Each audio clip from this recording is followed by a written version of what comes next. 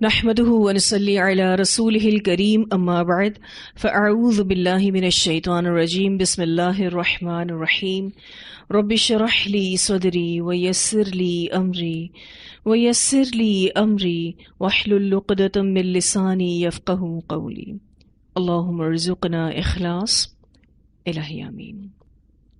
سلسلۃ الصحیحہ کی حدیث نمبر 53 ہے، جس میں سیدنا ابو ذر رضی اللہ تعالیٰ عنہ کو نبی اکرم صلی اللہ علیہ وسلم نے کچھ نصیحتیں کی تھیں، جس کا بیان ہے۔ عن ابی ذر قال امرنی خلیلی صلی اللہ علیہ وسلم بسبع، امرنی بحب المساکین والدنو منہم، وامرنی ان انظر الی من هو دونی ولا انظر الی من هو فوقی، وأمرني أن أصل الرحم وإن أدبرت، وأمرني ألا أسأل أحدا شيئا، وأمرني أن أقول بالحق وإن كان مرا، وأمرني ألا أخاف في الله لومة لائم، وأمرني أن أكثر من قول لا حول ولا قوة إلا بالله فإنهن من كنز تحت العرش، وفی روایت فإنها کنز من کنوز الجنہ۔ یہ روایت مسند احمد میں بھی آتی ہے، ابن حبان میں بھی آتی ہے اور طبرانی میں بھی آتی ہے۔ ابو ذر رضی اللہ تعالیٰ عنہ کہتے ہیں کہ میرے خلیل صلی اللہ علیہ وسلم نے مجھے 7 باتوں کا حکم فرمایا۔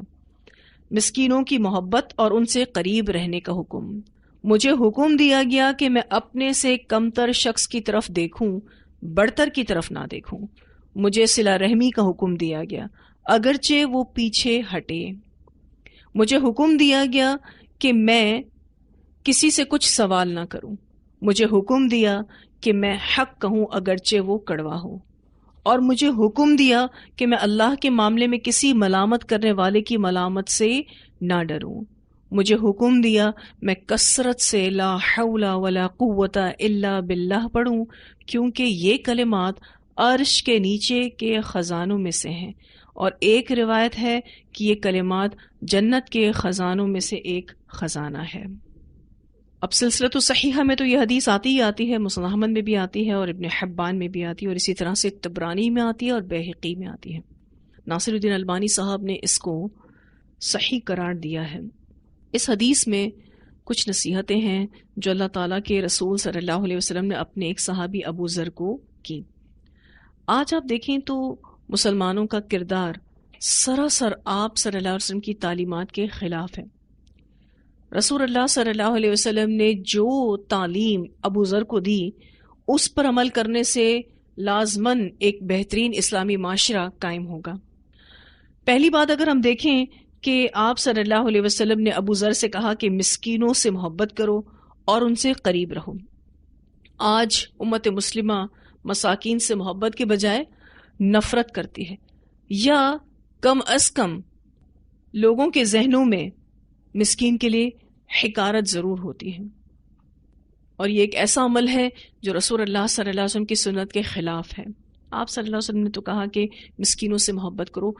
معاشرے کا کمزور طبقہ، آپ کی محبتیں ان کو ملنی چاہیے، وہ ڈیزرو کرتے ہیں، اور یہ اللہ کا حکم بھی ہے۔ پھر اسی طرح سے آپ دیکھیے کہ دوسری نصیحت جو نبی اکرم صلی اللہ علیہ وسلم نے کی کہ اپنے سے کمتر شخص کی طرف دیکھو، جو آپ سے نیچے آپ اس کو دیکھو، اپنے سے اوپر شخص کی طرف نہ دیکھو۔ امت مسلمہ کا یہ حال ہے کہ وہ اپنے سے برتر کو ہی دیکھتا ہے۔ اس سے ہوتا کیا ہے؟ ناشکری آتی ہے۔ جب انسان اپنے سے نیچے والوں کو دیکھے گا تو لازماً شکر گزار ہوگا۔ جب دنیاوی اعتبار سے اپنے سے برتر شخص کو دیکھے گا تو ناشکری کرے گا۔ اس کو بارہا اس بات کا احساس ہوگا کہ میرے پاس تو یہ بھی نہیں ہے اور وہ بھی نہیں ہے۔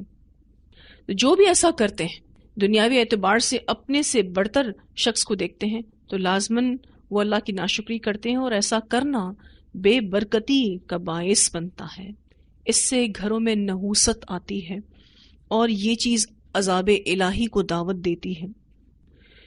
پھر آپ دیکھیے کہ تیسرا جو حکم نبی اکرم صلی اللہ علیہ وسلم نے دیا ابو ذر کو، یا نصیحت کہہ لیں، کہ صلہ رحمی کرو، خواہ وہ پیچھے ہٹے، یعنی وہ رشتہ دار آپ سے جڑنا نہیں چاہتا لیکن آپ اس سے جڑتے ہیں صرف اور صرف اللہ کی خاطر. ہمارے یہاں تو یہ بھی دیکھا جاتا ہے کہ معمولی سا کوئی جھگڑا ہوتا ہے کسی رشتہ دار سے اور ساری زندگی کے لیے ہم اپنے دلوں میں نفرت کو باندھ لیتے ہیں اور کسی طرح سے بھی صلح اور معافی قبول نہیں کرتے. یہی وجہ ہے کہ ہر گھر میں قطع رحمی ہو رہی ہے الا ماشاء اللہ. کچھ ہی گھر ایسے ہوں گے کہ جو یہ کہہ سکتے ہوں کہ ہم اپنے تمام رشتہ داروں سے مل کر رہتے ہیں, ہم صلہ رحمی کرتے ہیں, ہم قطع رحمی بالکل بھی نہیں کرتے. کوئی ہی گھر ایسا ہوگا. ہر گھر اس گناہ کی بھیٹ چڑھ چکا ہے. اور آپ دیکھیے کہ لوگوں کی زندگی بدمزہ ہو چکی ہے, جبکہ دین ہمیں دل کو فوراً صاف کرنے کا حکم دیتا ہے. جب ہمارے دل میلے ہوتے ہیں تو گھروں سے سکون رخصت ہو جاتا ہے. اسی لیے رسول اللہ صلی اللہ علیہ وسلم کی تیسری اور اہم ترین نصیحت یہ تھی کہ صلہ رحمی کرو, اس کو نہیں چھوڑنا کبھی بھی. آج اگر کوئی ہمارے ساتھ اچھا ہے اور ہم اس کے ساتھ اچھے ہیں تو یہ صلہ رحمی نہیں ہے. صلہ رحمی یہ ہے کہ آپ اس سے جوڑیں جو آپ سے کاٹے. پھر اس کے بعد اگلی نصیحت آپ صلی اللہ علیہ وسلم نے یہ کی کہ کسی سے بھی سوال نہیں کرنا, مانگو نہیں, ہاتھ نہیں پھیلاؤ. اور ہم اپنے معاشرے میں دیکھتے ہیں کہ لوگ بغیر ضرورت کے بھی اکثر سوال کرتے ہیں. یہ مسلمانوں کا معمول بن چکا ہے اور اس کی وجہ ہے دنیا داری کا رنگ اتنا غالب آ چکا ہے کہ ہر شخص چاہتا ہے کہ میرے پاس دنیاوی نعمتوں کی بھرمار ہو, یا پھر وہ فضول خرچی کی طرف جا رہا ہوتا ہے, یا پھر وہ شو آف کر رہا ہوتا ہے, نمود و نمائش کی طرف جا رہا ہوتا ہے. پھر ایسی ناجائز ضرورتوں کے لیے بھی در در وہ دستک دیتا ہے کہ مجھے ضرورت ہے, جبکہ دین ہمیں قناعت اور خودداری کا درس دیتا ہے. دین ہمیں کیا سکھاتا ہے کہ ہم خوددار رہیں, ہم قناعت کریں.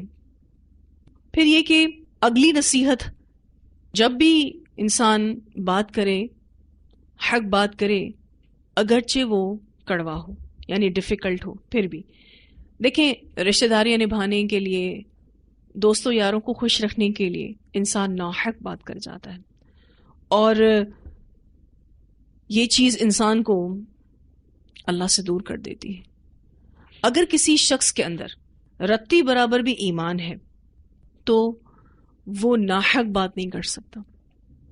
اگر کسی بھی انسان کے دل میں تھوڑا سا بھی ایمان ہوگا تو وہ کسی بھی انسان کے معاملے میں ناانصافی والی بات نہیں کر سکتا. لیکن ہم دیکھتے ہیں کہ رشتہ ناتوں کی خاطر, دوستوں کی خاطر, ایون ایلیٹ طبقے کی خاطر, جو پیسے والا طبقہ ہے, ان کو خوش رکھنے کی خاطر بھی لوگ ناحق بات کرتے ہیں اور اللہ سے نہیں ڈرتے. پھر جو اگلی نصیحت ہے کہ آپ ملامت کرنے والوں کی ملامت سے مت ڈرو. جب آپ دین کا کام کرتے ہیں تو آپ کو بہت سا کرٹیسزم دیکھنے کو ملتا ہے. اس نکتہ چینی سے پریشان نہیں ہونا, کیونکہ لوگوں کے نزدیک نکتہ چینی کی بڑی اہمیت ہوتی ہے. بلکہ کئی لوگ تو دین کا کام صرف اس لیے چھوڑ دیتے ہیں کہ لوگ بہت باتیں کرتے ہیں, بہت زیادہ کرٹیسائز کرتے ہیں, ہم سے یہ باتیں برداشت نہیں ہوتی. کئی ایسے دینی مراکز اور مساجد ہیں جو ویران ہو چکی ہیں, اور وہاں پر کام کرنے والا جو عملہ ہوتا ہے, جو سٹاف ہوتا ہے, وہ یہی کہتا ہے کہ ہم لوگوں کی ملامت برداشت نہیں کر سکتے. وہ لوگوں کی ملامت کا برا مان جاتے ہیں. جبکہ دین اسلام ہماری یہ تربیت کرتا ہے کہ اگر ہم اپنے مشن میں سچے ہیں, ہم پورے اخلاص کے ساتھ کام کر رہے ہیں, دیانتداری کے ساتھ کام کر رہے ہیں, ہم حق پر ہیں, تو جو بھی ہمارے خلاف بات کر رہا ہے اس کا برا نہیں منانا چاہیے. دین اسلام ہماری اس اعتبار سے تربیت کرتا ہے. تو ہو سکتا ہے کہ یہ چیز ہمارے ساتھ بھی ہوئی ہو کہ جب ہم دین پر چلتے ہیں تو لوگ کرٹیسائز کرتے ہیں اور آپ کا دل چھوٹا ہونے لگتا ہے, اور آپ یہ سوچتے ہیں کہ میں دین کا کام چھوڑ دوں, دین پر عمل کرنا چھوڑ دوں, میں لوگوں کی یہ باتیں برداشت نہیں کر سکتی. تو آپ نے اور میں نے اپنا دل چھوٹا نہیں کرنا ہے, کیونکہ یہ رسول اللہ صلی اللہ علیہ وسلم کی نصیحتوں میں سے ایک نصیحت ہے کہ کسی ملامت کرنے والی کی ملامت سے ڈرنا نہیں ہے. اللہ کے معاملے میں اگر کوئی آپ کو ملامت کرتا ہے تو آپ اس کو اگنور کیجیے, نظر انداز کیجیے، اس کا برا نہیں مانیے اور اس کو دل کا روگ مت بنائیے، اور اس روگ کے ساتھ کہیں ایسا نہ ہو کہ آپ دین کا کام چھوڑ بیٹھیں۔ پھر جو آخر میں بات آئی ہے کہ ابو ذر زیادہ سے زیادہ لا حول ولا قوت الا باللہ پڑھا کرو، کیونکہ یہ عرش کے خزانوں میں سے ایک خزانہ ہے، یا ایک روایت میں آتا ہے کہ جنت کے خزانوں میں سے ایک خزانہ ہے۔ حیران کن بات یہ ہے کہ پوری حدیث میں نیک اعمال کی ترغیب دی گئی اور آخر میں ایک ذکر کرنے کو کہا گیا۔ اس ذکر کا معنی کیا ہے؟ لا حول ولا قوت الا باللہ کا نیکی کی توفیق اللہ کی طرف سے اور برائی سے بچنے کی طاقت بھی اللہ کی طرف سے۔ یعنی اگر کوئی شخص ان نیک کاموں پر عمل کر لیتا ہے تو وہ یہ نہ سوچے کہ اس میں اپنا کمال ہے، وہ بار بار یہ ذکر کرتا رہے لا حول ولا قوت الا باللہ۔ ایک تو یہ ذکر آپ کے نامہ اعمال میں خزانوں کے خزانے بھرتا ہے، ٹھیک ہے، اور وہ بھی اسپیشل خزانہ، عرش کا خزانہ، جنت کا خزانہ، اور وہاں یہ سوچ بھی دیتا ہے کہ اگر آپ کوئی نیکی کا کام کرتے ہیں تو وہ صرف اور صرف اللہ کی توفیق سے ہے، کسی برائی سے بچتے ہیں تو وہ بھی صرف اور صرف اللہ کی توفیق سے ہے، آپ کا اپنا کوئی کمال نہیں ہے۔ تو جہاں یہ جنت کا خزانہ قرار دیا گیا، وہاں اس ذکر کے ذریعے ایک سوچ بھی ڈیولپ کی گئی، ایک اقرار بھی زبان سے کروایا گیا کہ مجھے جو بھی نیکی کی توفیق ملتی ہے وہ اللہ کی طرف سے ہے، اور اگر میں برائی سے بچتا ہوں تو صرف اور صرف اللہ ہی کی توفیق سے۔ یہ جو کلمہ ہے لا حول ولا قوت الا باللہ، اس سے انسان کی خودی، انانیت کی جڑ کٹ جاتی ہے، اور انسان یہ سوچتا ہے کہ میں جو کچھ بھی اچھا کرتا ہوں وہ میرے رب کی توفیق ہے، اس کی رحمت ہے۔